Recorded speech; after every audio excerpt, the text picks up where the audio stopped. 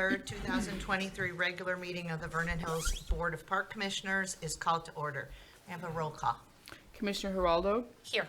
Commissioner Jacobs, Here. Commissioner Senti, Here. Commissioner Robbins, President Dorhoeffer. Okay, can we stand for the Pledge of Allegiance?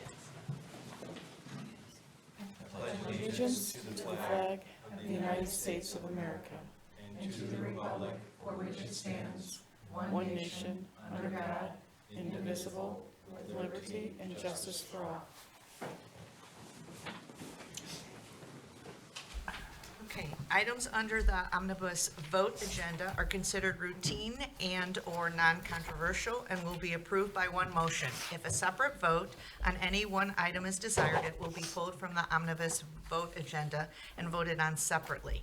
Omnibus vote items: minutes of the special board meeting, March 2nd, 2023.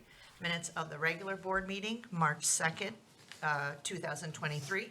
Minutes of the special board meeting, March 8th, 2023, and payables and payroll through March 23rd, 2023, in the amount of $684,449.41. May I have a motion to approve the omnibus vote agenda? So moved. Second? Second. Discussion? Roll call. Commissioner Senti, Yes? Commissioner Geraldo, Yes. Commissioner Robbins, Yes. Commissioner Jacobs. Okay, Superintendent Mitchell, are there any changes to the financial reports on file for the period ending February 28th, 2023? Okay. At this time, the board would like to welcome remarks. Yeah, sounds funny. To welcome remarks from the public. Remarks will be limited to 3 minutes and no board response will be given. Are there any remarks to be heard? Seeing no in the audience, well, except our guest for tonight. We'll move on to unfinished business. There is none. New business. We have Aaron Gold from Spear Financial here. Please step to the podium, and we'd like to hear about our bond sale. Absolutely. Good evening, everyone. Good evening. I'm not used to it being light out, so I had to double check that it was evening still. Again, my name's Aaron Gold, Municipal Advisor from Spear Financial, here to present the results of the sale of the district's general obligation park bonds, alternate revenue source, Series 2023A. We held a competitive open auction sale this morning where 4 underwriters bid a total of 17 times. The winning bid was from Stiefel Nicholas and Company Incorporated, St. Louis, Missouri, at a true interest cost of 4.05%. During the bidding process, Stiefel improved their winning bid twice, generating open auction savings of approximately $20,600. Taking a step back, talking about the structure and the purpose of the issue, these bonds are being issued as general obligation alternate revenue source bonds. So that means that these bonds are paid for from any existing lawfully available and existing resources of the district, but they do have a backup property tax levy that's on file. And it's the responsibility of the board each year to abate that property tax levy, instructing the county clerk, don't extend and collect these taxes. We have the revenue sufficient to make the payments when they come due. Through this abatement process, these bonds have no direct property tax levy impact. So similar to the district's outstanding Series 2016A alternate revenue source bonds, this issue is designed to be paid from the proceeds received from the district's annual rollover capital. A little more on the structure of this issue. We anticipate closing on April 6th, and the debt service or the payments are designed to wrap around the district's currently outstanding Series 2016A bonds. This issue is also it has a final maturity on December 15th of 2042, and it is sold with the call date on December 15th of 2031. Tons of dates, but the 2031 is important because that's the first point in time where you can refund and restructure this issue on a tax-exempt basis. In total, this issue was sized to generate $5 million in net capital, net new money to support the capital initiatives in the district. And after the final bid from Stiefel, we resized the issue to $5,115,000 to meet this net capital financing target. During the process of bringing this issue to market, the district's credit rating was changed from a AA2 with a negative outlook to a AA3 with a stable outlook. Moody's cited the district's strong tax base and local demographics, and their manageable debt and pension levels as credit strengths. And it further stated that the district's current liquidity levels are in line with the AA3 ratings category. A full copy of this ratings report is included in our bond award packet. As part of Stifel's winning bid to purchase this issue, they paid at their cost what's a bond insurance policy from Build America Mutual Company. This bond insurance policy further protects investors driving down yields. And on the face of the official statement or the marketing document, it's actually sold with an underlying rating and then a bond insured rating of AA from S&P. Moving forward to this interest rate, framing it a little bit for the board and put it into context, I was very happy with the demand that we received from the competitive sales process, as well as I was pleased with the final levels that came in based off of current market conditions. Currently, muni rates are approximately in line where they were at the start of 23. But during that time period, we've seen a ton of volatility based off of what's happening with the Fed as they're trying to combat inflation, while also trying to balance not going into recession from the most recent banking crisis. Using 2 AA insured rate scales from earlier this month and applying those rate scales to your financing model and your amortization structure, I got a true interest cost of closer to 4.3% for this issue. And when we began drafting the official statement or the marketing document back in January, I was using a similar scale that produced a true interest cost of about 4.3%. At the same time, when you compare total aggregate debt service compared to what was initially modeled towards what was produced with this 4.05% true interest cost, total aggregate debt service across the entire life of the issue was reduced by approximately $130,000. I therefore recommend that the district's $5,115,000 general obligation park bonds alternate revenue source series 2023A be awarded to Stifel, Nicholas and Company, Incorporated, St. Louis, Missouri, at the revised price of $5,086,100.25 at a true interest cost of 4.0488%. Been a pleasure working with Jessica and Jeff on this issue. They put a lot of work into this, and I'd be more than happy to answer any questions from the board. Thank you. Yes, go ahead. I have a question and a comment. Sure. My question is, how do we get to the AAA rating? Most likely unattainable.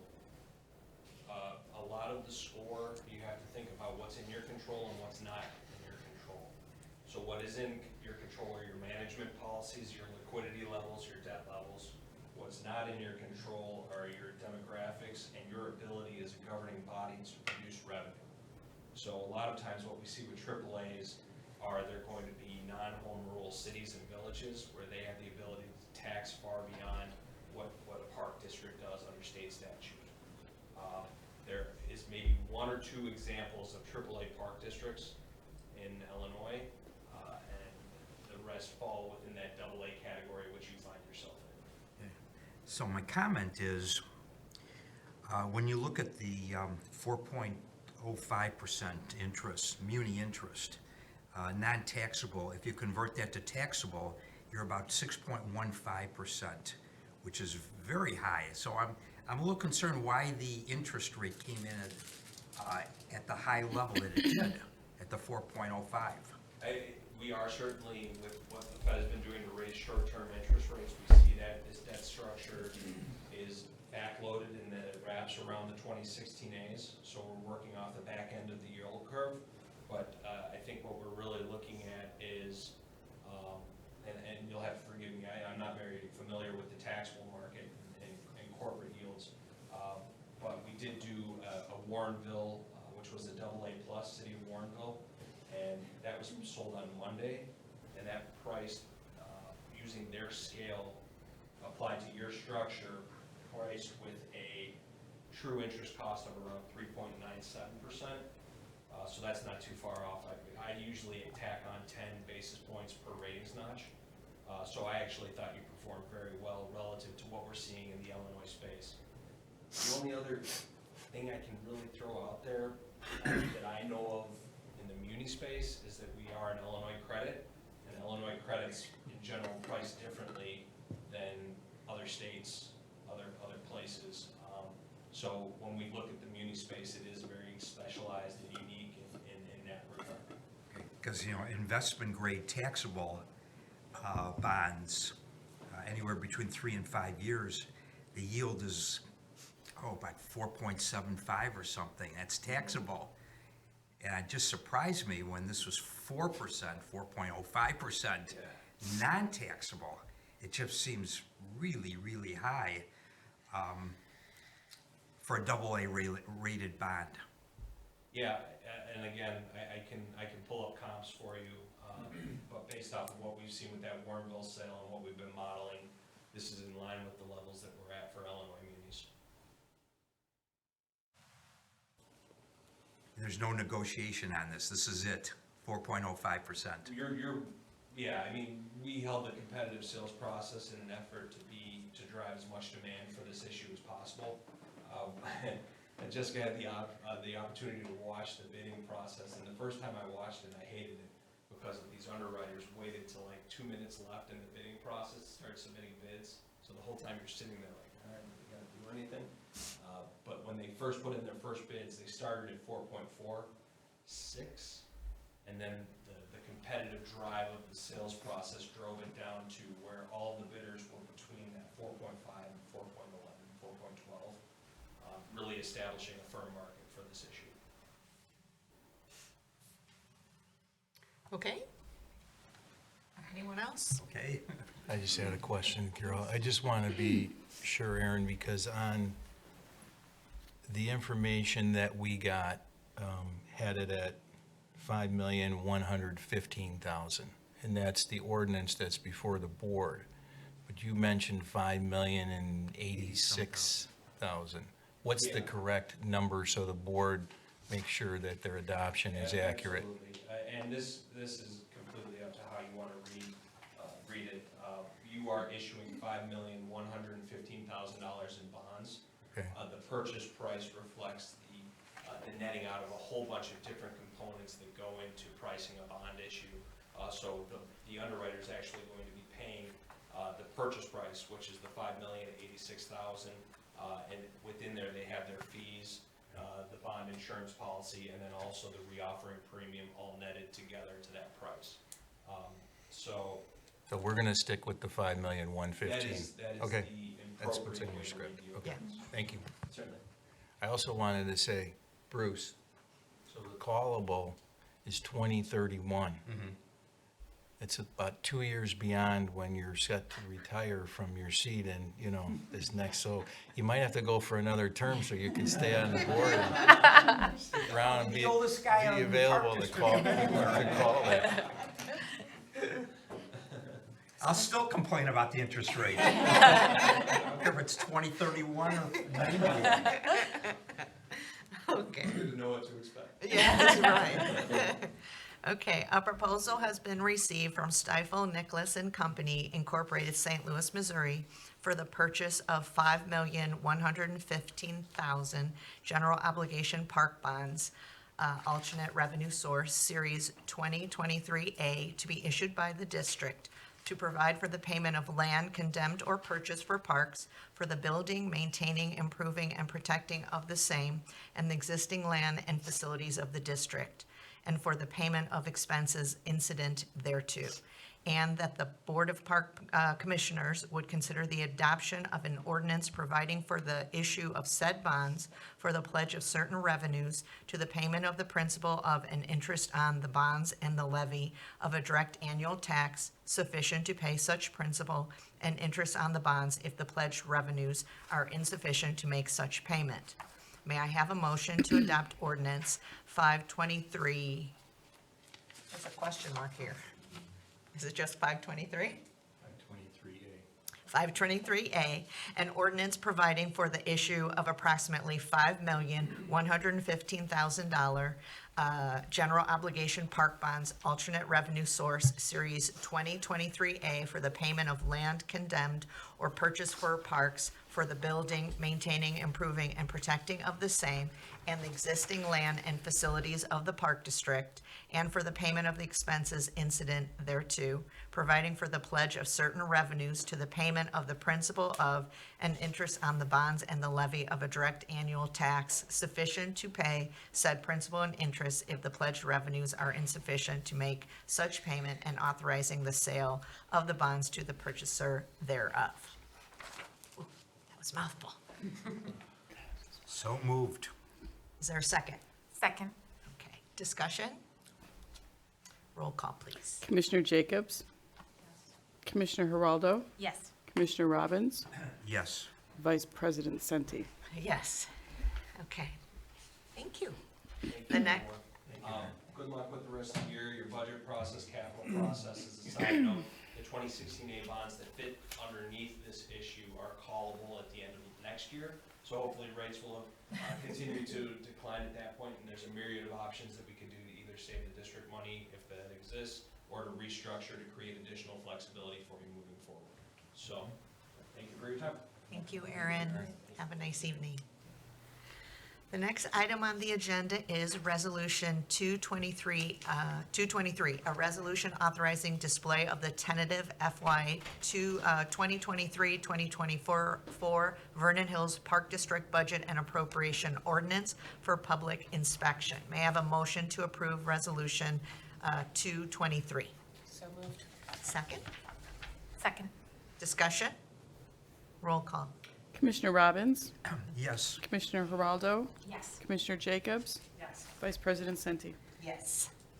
The next item is the semi-annual review, approval, and/or release of closed session minutes and destruction of audio tapes. May I have a motion to release closed session minutes of 12/26/2022, as they no longer require confidential treatment and will be available for public inspection? So moved. Second. Second. Discussion? Roll call. Commissioner Robbins? Yes. Commissioner Jacobs? Yes. Commissioner Geraldo? Yes. Vice President Senti? Yes. We have a motion to withhold release of closed session minutes of 11/20/2014, as the need for confidentiality still exists as to all of the minutes. So moved. Second? Second. Discussion? Roll call. Commissioner Jacobs? Commissioner Geraldo? Yes. Commissioner Robbins? Yes. Vice President Senti? Yes. May I have a motion to destroy the audio tapes from closed sessions held on April 22nd, 2021, May 27th, 2021, and August 9th, 2021. It having been determined by the board that appropriate minutes were recorded as approved and the written minutes meet the requirements of the Open Meetings Act, and at least 18 months have passed since the meeting was held. So moved. Second? Second. Discussion? Roll call, please. Commissioner Geraldo? Yes. Commissioner Jacobs? Yes. Commissioner Robbins? Yes. Vice President Senti? Yes. Our next item is the affiliate agreement between the Vernon Hills Park District and the Vernon Hills Sports Club. May I have a motion to approve the agreement? So moved. Second?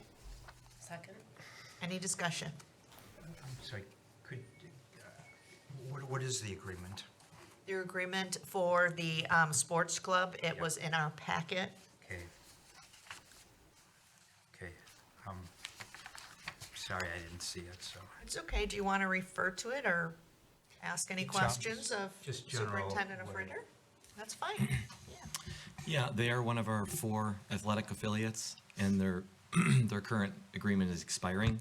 I'm sorry, Tom, which one is this? Who's the Vernon Hills, affiliate? Vernon Hills Sports Club. Okay. They do football. Yeah.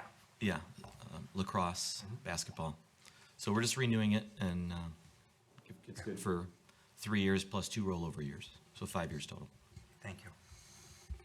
How many times have we renewed their contract? Do you know?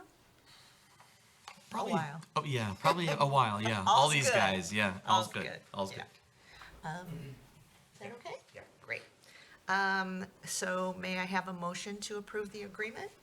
Or did I do that already? We did. Yeah, You that said we went to a We discussion, had a sorry. second, so you just roll now. Okay, roll call, please. Commissioner Jacobs? Yes. Commissioner Robbins? Yes. Commissioner Geraldo? Yes. Vice President Senti? Yes. So now we're moving to reports and communication. We'll start with Marketing and Communications Manager Cheryl Buman.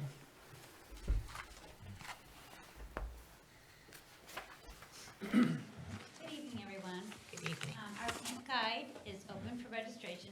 I should say our summer camp program. The camp guide was posted to our website on Monday this week, and all the website pages are updated, and you can register directly from the website or come on into the community centers. That is for residents. Non-resident registration will begin April 4th.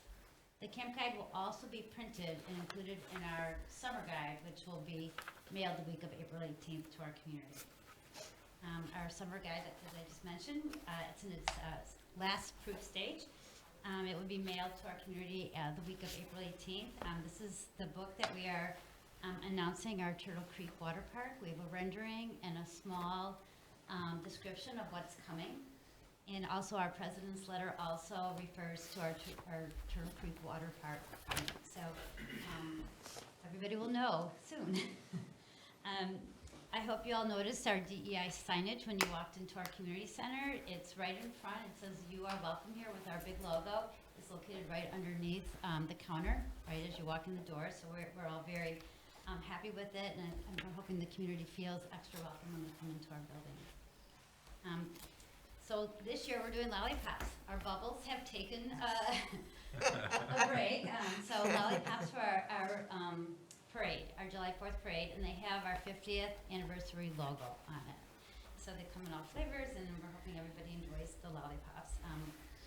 Our social media continues to be strong and grow, and we gained an extra 46 followers over the past month. I did list out our most engaging posts, so you can take a look at that. And just getting ready for all of our spring and early summer events.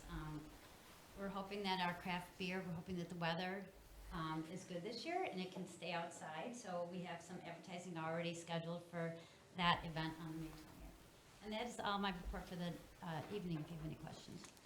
Anyone have questions for Cheryl? Thank you very much. Next up is Park Superintendent James Kim.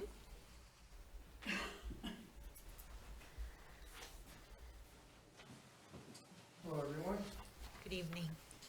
I just wanted to start with some general park announcements. Every year around this time, we just tell everyone that our ponds and our lakes are probably free of ice right now. Fishing season is fast approaching. We are under the authority of the IDNR, so if you're 16 and over, you do need a fishing license to fish in all of our properties. We are stocking Little Bear, Big Bear Lakes this May, include some bass and a lot of panfish. We're looking to open our seasonal restrooms the week of April 10th. We'll start opening them up one by one, and hopefully by the end of that week, we'll have them all open. I learned that VHAP will be open the same week-ish, that weekend. So for anyone who's ever at the VHAP, Porta Johns will be out until at least April 10th. Staff are doing some plow damage repairs. We've had a lot of rain this winter and really mild temperatures. But every time it snowed, it was right after a rainstorm, so it was really soft out there. They're slowly but surely repairing all these areas, so if there's any areas that you feel like we've missed, please just call the Parks Department. Coming out of winter into spring, there'll be more park users. We've seen a lot of vandalism, even here at Sullivan Center as recently as yesterday. We just ask that people, if they see something, to say something. You can call the police, call the Parks Department, anything. We do appreciate the support and open communication with many of our park patrons. I do receive a lot of calls and a lot of good conversations. It's not always just complaining. And they want to know how they can help. This is calling and telling us helps. Staff are working on preparing athletic fields for use. We just ask people to stay off the ball fields if it looks like it hasn't been worked on. Staff have been slowly grooming a lot of them, so if it looks like it hasn't been touched, please stay off. But if it looks like it's been groomed, to find a plan. We ask that people stay off soccer and lacrosse for right now. It's still really soft, and the goals are not out yet. Neither are the lines. Our cricket pitch is closed until repairs are made. Back in November, a vehicle drove out to the pitch and damaged it, as well as the surrounding turf. We have a contractor who's hoping to make repairs by the end of April.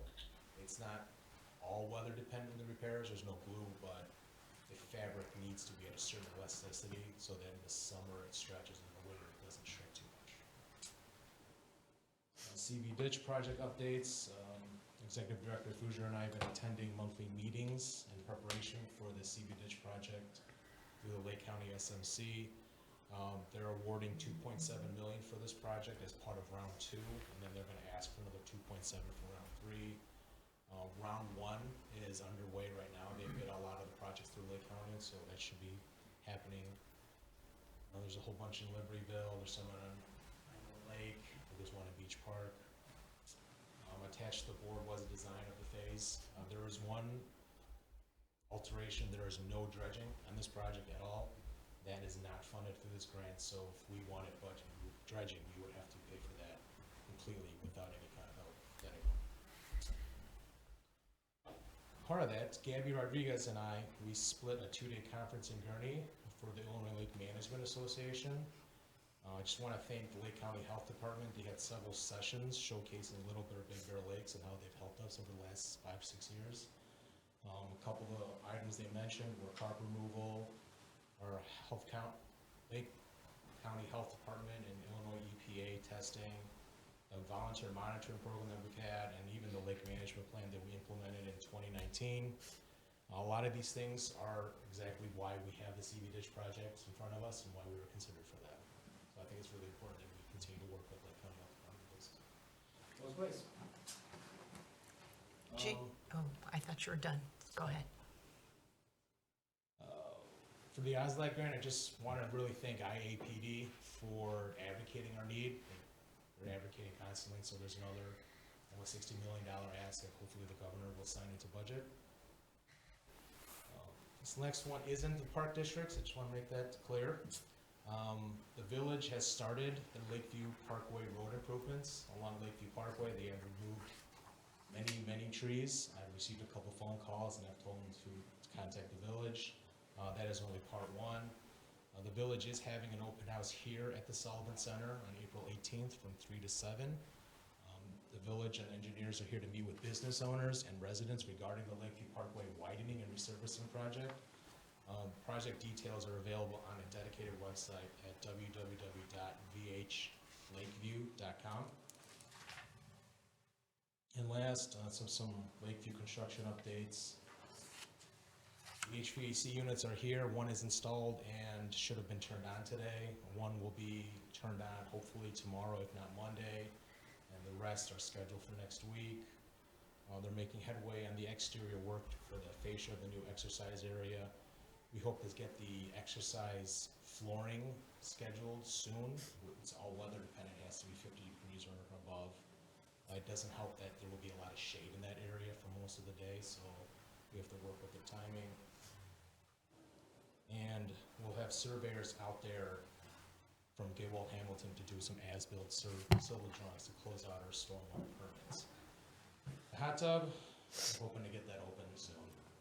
There's just been a lot of delays with electrical parts. And that concludes my report. If there's any questions. Anyone have any questions? I just had a question about dredging. What is the positive or negative to doing it? The positive would be we would get a lot of the sediment out of the lake, which would help make it more clear and really more enjoyable, and we would add more volume of water.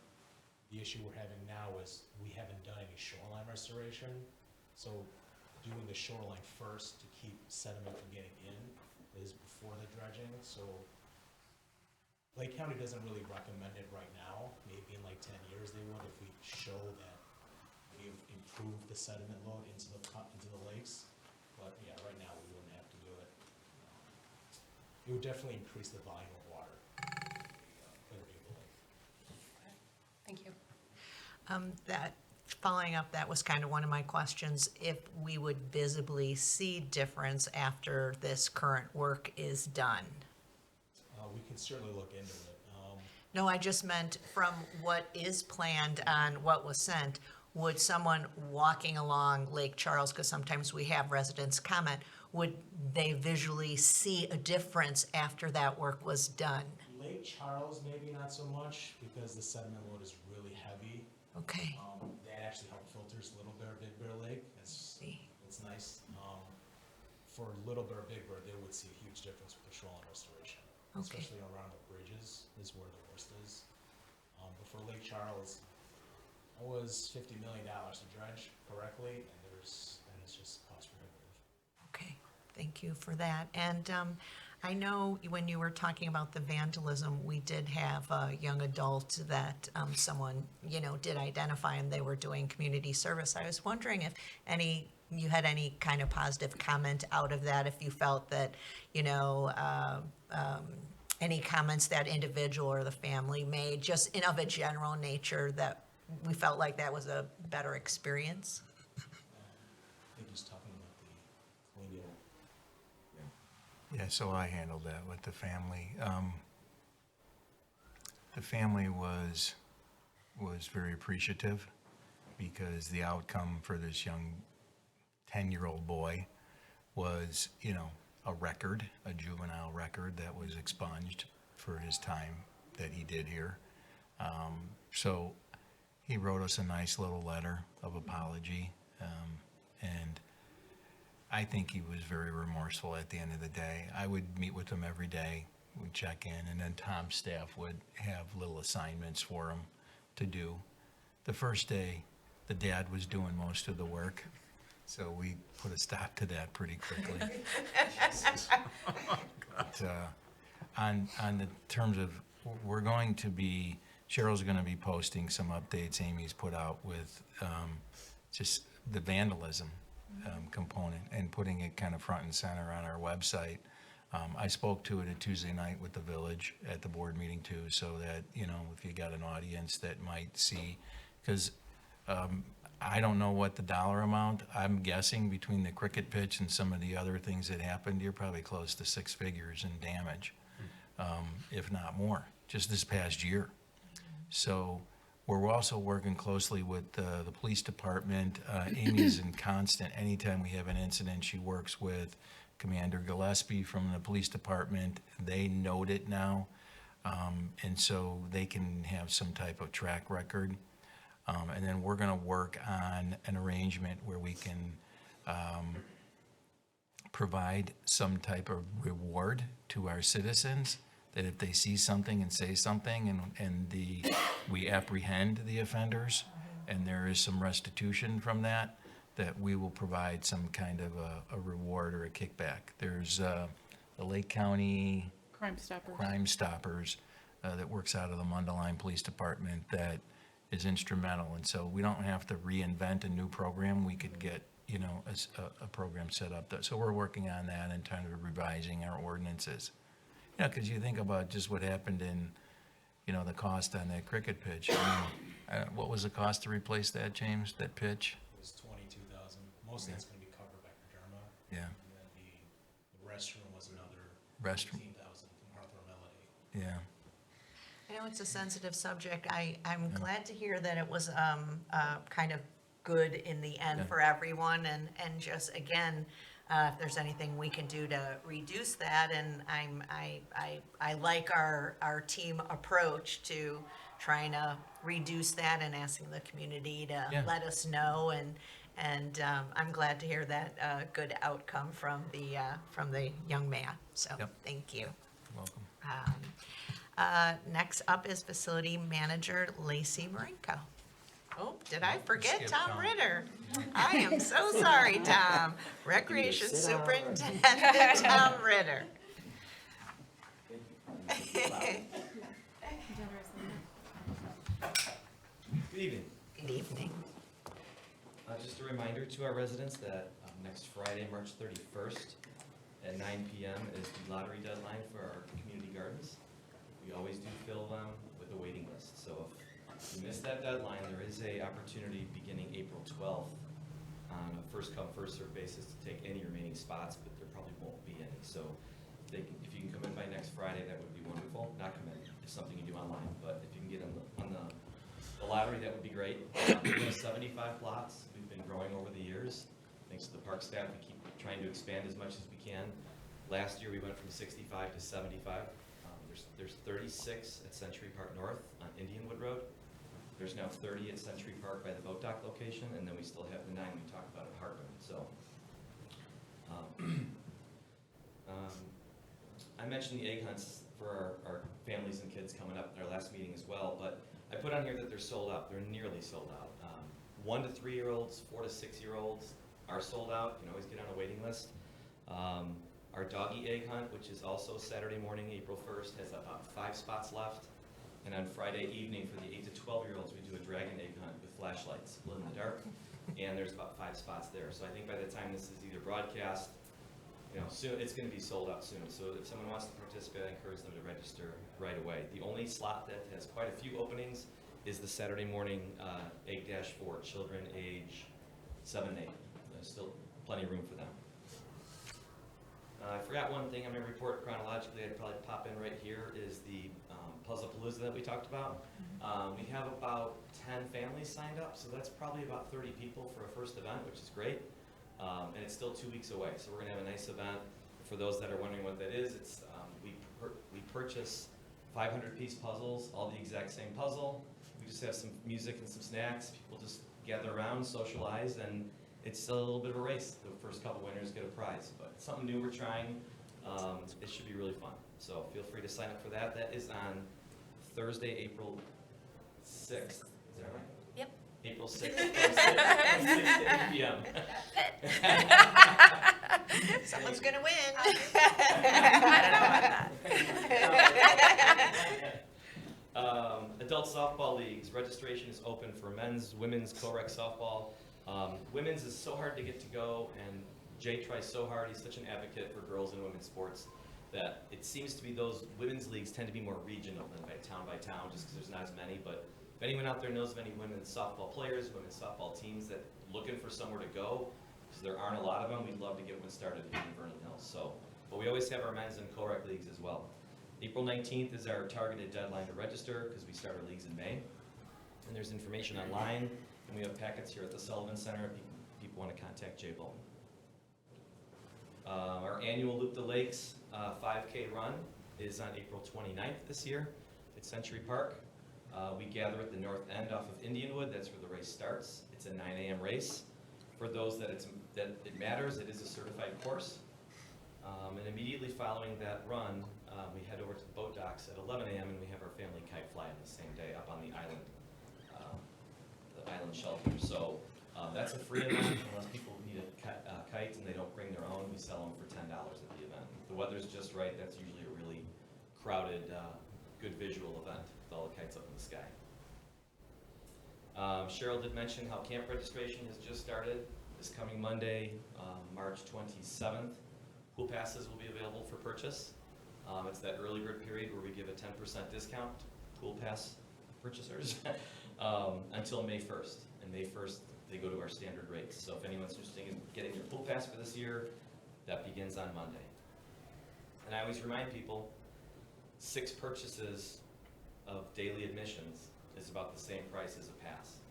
So if you're going to come 6 or 7 times, that's once every other week. That's not very often. If you're going to do at least that, you might as well buy a pass. So those are available right now. Or I'm sorry, starting Monday. I think you meant an annual pass, right?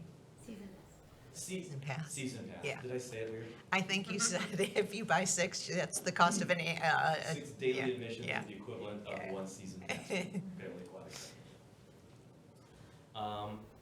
Employment. We always talk about employment. Seasonal staff is another really difficult thing for people to find. A good pool, no pun intended, good pool of staff. But between day camps and the Family Aquatic Center, when you think about the pool, we're hiring 80 plus lifeguards. Some people can't find 8 people to do certain jobs, let alone 80. So we've always had good luck. Robert and Jay have always had a good returning staff, but we're even sensing we're behind the normal pace to find enough lifeguards. So anyone out there looking for a good summer job, you get to be outside with a lot of young people your own age. Great place to work. So that is, those jobs, both the day camps and the aquatics, are posted on our website under employment.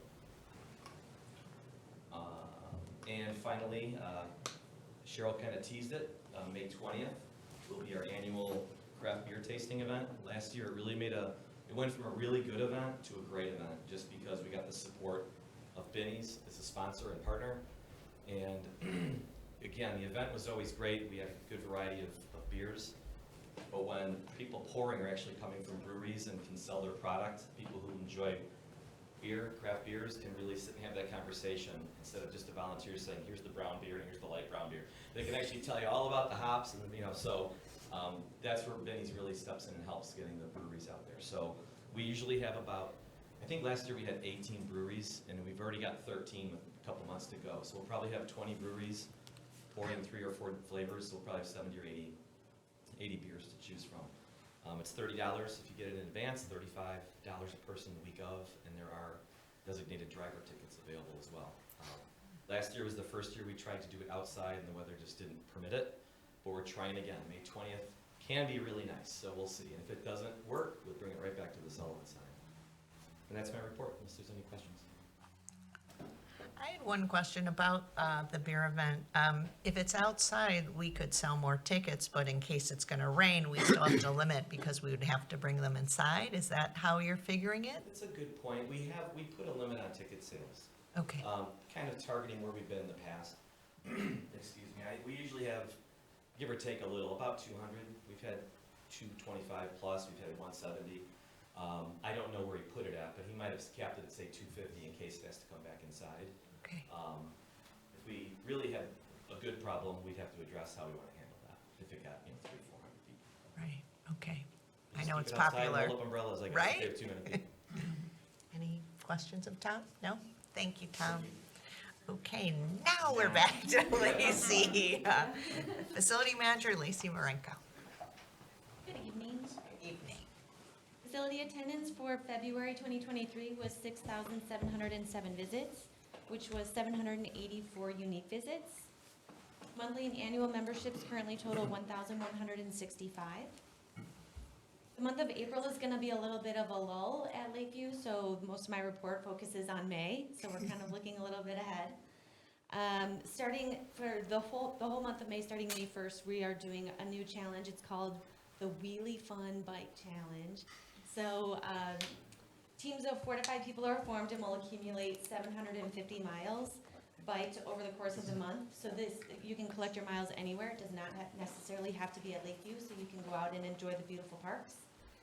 Registration is free, but we do ask that you do register so that we can keep track of the teams, and we will have a finisher board up at Lakeview, and the first team to finish the 750 miles will be on our marquee out front. May 5th is our second Flick and Float at the indoor pool at Lakeview. We are showing Inside Out. The Park District does provide the flotation tubes, and this is an event for all ages, and registration is $5 per person. Doesn't seem like it today, but the warm weather is coming, so we're looking forward to being able to use the new patio. We have a couple new programs that are planned starting in May. We have Pilates on the patio, and then we have Polynesian hula that is coming back. That is a 4-week program for $70. Babysitting is open at Lakeview. We're excited to bring this program back, and started in the beginning of March. So our hours are Monday through Saturday, 8 a.m. to 11:30 a.m. Monday through Saturday, and then Monday through Thursday we are open 5 to 7:30 p.m. The Summer Education Pass goes on sale May 1st, and this is for students and employees of educational institutions. And that concludes my report, unless there's any questions.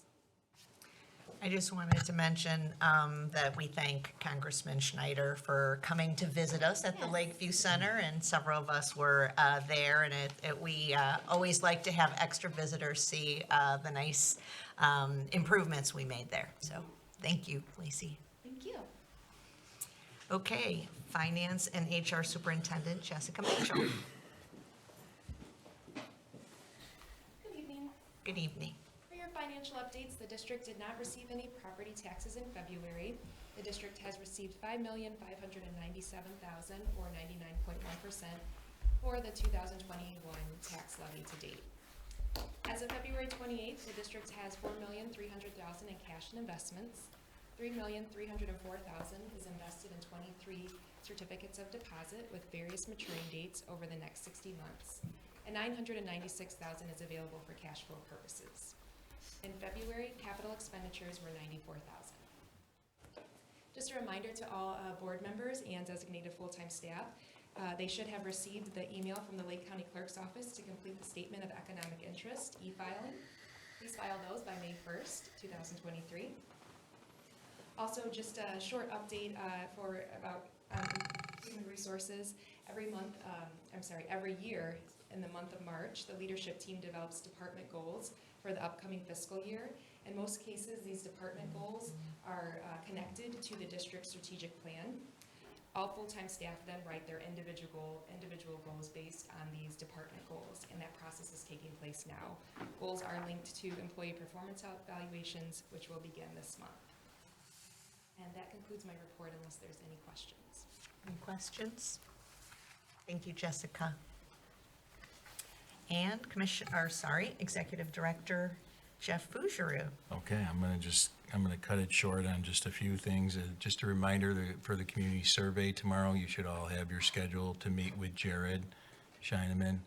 I believe 3 of you will be here live, including President Dorhofer, and he will be contacting Abra via telephone. Okay. And the April 4th election. So if you voted early, you're already in. I know Bruce probably has already done that, so. Already in, Jeff. I got my one Okay. vote. Maybe the wife will vote for me. Okay, and then the admin policy review, just a reminder, as we mentioned earlier, if you can just, if you have any comments or questions, get that to me a good week or so before the 27th of April, to help with that. And then lastly, just on the decennial committee, I know we talked at the special meeting about a couple of you were going to provide some names for President Dorhofer, to just keep that in mind so he can get ahead of that, because we will have to get those individuals approved at our annual meeting in May. So that's ready to go, okay? Can you send us a description just electronically, a short thing, so we can forward that? Thank you, Amy. Amy will do that. That's all I have. Okay, thank you. You're welcome. Any questions for Director Fougeroux? Commissioner and committee reports and communications, we have none tonight. Board correspondence, there is none. Any commissioner comments? Commissioner Robbins? And not this evening. Commissioner Geraldo? None on my end. Commissioner Jacobs? None for me. And I don't have any either. So may I have a motion to adjourn? So moved. Second? Second. Discussion. The time is 6:50 and, We didn't roll. oh, didn't say that, sorry. Roll call. Commissioner Jacobs, Yes. Commissioner Robbins. Yes. Commissioner Geraldo, Vice President Senti. Yes. The time is 6:50 and the regular meeting is adjourned. Thank you and have a nice evening.